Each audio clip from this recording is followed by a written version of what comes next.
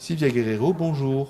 Oui, bonjour. Bonjour, donc vous êtes coprésidente de l'association DTL. Alors vous allez nous expliquer ce que ça veut dire DTL. DTL, abréviation de découverte terras lointaines. Voilà. Donc cette association existe depuis longtemps? Nous existons donc depuis 7 ans et l'association est basée donc au centre social de la CAF à Lavelanet. Et nous sommes d'ailleurs soutenus par la CAF de l'Ariège à ce titre-là. Depuis 7 ans, nous proposons de découvrir des pays à travers le monde et des régions également aussi. Oui, alors... Par exemple, nous avons démarré en 2010 avec le Québec. Nous avons présenté ensuite en 2011 l'Algérie, suivi en 2012 de l'Angleterre, puis nous sommes passés en 2013, si je ne me trompe pas, à l'Inde. Puis nous avons fait un petit voyage en 2014 sur la Roumanie, ensuite donc en 2015 l'Italie. Cette année, nous avons découvert la Grèce. Et en avant-première, je peux vous signaler que l'année prochaine, en 2017, nous partons à la découverte de l'Irlande. Alors, l'objectif de découverte, parce qu'en fait, bon, c'est très alléchant comme programme, hein. L'objectif de l'association, c'est de faire quoi auprès du public? Alors, ce qui importe pour nous, c'est d'ouvrir les mentalités, d'ouvrir les consciences et d'aller à la rencontre de notre culture, différente de la nôtre. Rencontrer l'autre, partager, changer nos connaissances, nos savoirs, dépasser les frontières et les barrières. Hein, voilà. L'important, c'est de rencontrer l'autre et de découvrir tout ce qu'il peut y avoir comme richesse culturelle et gastronomique à travers le monde. Donc s'ouvrir sur le monde. Exactement. Voilà. Alors donc en fait ça touche le Pays d'Aulne, toutes les communes. Donc les communes, vous avez depuis la création de l'association, vous êtes allé dans plusieurs communes. Vous allez dans plusieurs communes une fois par an ou plusieurs fois par an. Comment ça se passe? Tout dépend des animations qu'on propose, mais voilà, nous sommes accueillis dans plusieurs communes différentes. Donc Lavelanet évidemment. Nous allons aussi également sur la Roque-d'Aulne, Villeneuve-d'Aulne, Bélestat, Lérins, la partie de Sur-Lers, Montferrier également. Voilà. Tout dépend des établissements ou les publics que nous rencontrons. Alors donc je suis avec la coprésidente Aline, c'est ça? C'est ça, Aline, voilà. Oui. Donc Aline, vous occupez plutôt de la partie opérationnelle, de tout ce qui va se passer dans les communes qu'on vient de citer avec votre coprésidente. C'est ça. C'est-à-dire que donc, quand vous allez par exemple à Bélestat ou à la Roque-d'Aulne, concrètement, quand on dit découvrir les mondes, vous n'y allez pas en avion. Donc ça se traduit sous quelle forme en fait? Alors, donc, sous la forme de découverte d'ateliers pour présenter la gastronomie du pays en cours, nous, à travers aussi les contes, les chansons, des ateliers d'art plastique, créatifs.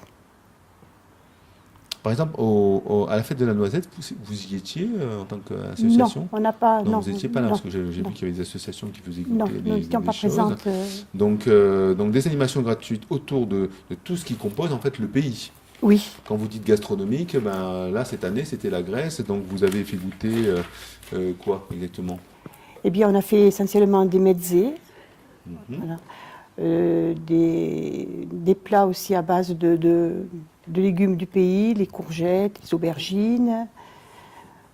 D'accord, donc bon, ça c'est assez alléchant. Est-ce que donc vous avez aussi des conférences, des diaporamas, et auprès de quel public vous vous adressez? Alors on s'adresse essentiellement aux enfants des écoles, des établissements scolaires du Pays d'Aulne, les centres de loisirs, les personnes résidentes en EHPAD, les personnes âgées résidant en EHPAD ou en foyer. Également aussi les personnes qui sont en apprentissage du français. Les enfants également défavorisés aussi, en soutien scolaire. Et puis tout public en général. Voilà, en général, tout public. Voilà, donc c'est des interventions à but pédagogique, vous expliquez un petit peu la culture et autres. Ce n'est pas simplement qu'une exposition itinérante. Quand on dit vous allez de commune en commune, c'est voilà, vous avez des photos sur le pays et puis vous les faites découvrir. C'est beaucoup plus profond que ça. Oui, ça. oui. Puis ensuite également, nous déplaçons aussi dans les médiathèques,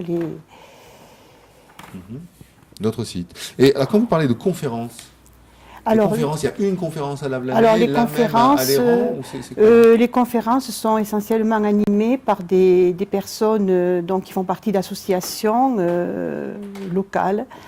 Voilà, par exemple, cette année, lorsqu'il y a un professeur d'université qui est venu faire une conférence sur le pays en question. Ah, c'est bien. Voilà. Et vous parlez d'économie, vous parlez de quoi? De tout Oui, mais c'est surtout la culture, hein, c'est la découverte de la culture. Par exemple, les problèmes de la Grèce n'ont pas été évoqués essentiellement lors de notre manifestation. C'est surtout les problèmes économiques. Voilà, vous ne situez pas forcément dans l'actualité. On ne sommes pas dans la politique, dans la culture essentiellement. Voilà. Ok, bien. Donc gastronomie, littérature, conte, écriture, musique, la culture, art plastique, tradition, coutume. C'est ça. Est-ce que vous venez habiller éventuellement en habit traditionnel ou non? Non, mais lorsque on fait partie, lorsque des associations viennent, donc elles s'habillent, c'est vrai aussi en habit traditionnel. Alors, quand vous dites atelier culinaire, ça veut dire que vous cherchez quelqu'un qui sait faire cette cuisine ou vous expérimentez vous-même? Non, on expérimente nous-mêmes d'abord, nous faisons des tests, nous essayons donc divers menus, et ensuite donc, on les expérimente après auprès d'un public adulte qui vient donc découvrir ces recettes lors de 5 à 6 fois dans l'année. Nous animons des ateliers de cuisine. Et nous demandons une participation modique entre 7 et 9 euros et chaque participant repart avec sa portion de plat. Voilà. Ce sont des ateliers très conviviaux et qui permettent de découvrir la cuisine du pays en question. Eh bien, c'est très bien tout ça. Donc Sylvia, donc revenons un petit peu sur le mode opératoire de l'association. Donc elle est composée de bénévoles. Donc oui. J'imagine que vous recrutez des bénévoles. Quel profil ou quel type de personnes vous recherchez pour animer tout ça? Alors il faut dire que l'association est composée à l'heure actuelle de femmes, toutes bénévoles. L'association est gérée par des coprésidentes qui sont élues, voilà, qui ont en charge de la gestion. Et on travaille toujours en collaboration, c'est une façon très démocratique de travailler toujours en collaboration avec tous les membres qui donnent chaque fois leur avis, surtout. Vous cherchez des hommes, c'est ça en fait? Le type, pas forcément, s'il y en a, pourquoi pas, on n'est pas sexiste. Voilà. Le type de personnes qui viennent sont des personnes qui ont envie d'œuvrer avec un public. Voilà, parce qu'en fin de compte, l'association est une association qui est active. Voilà. Toutes les personnes, tous les membres participent à toutes les animations, que ce soit avec les personnes âgées, avec les enfants.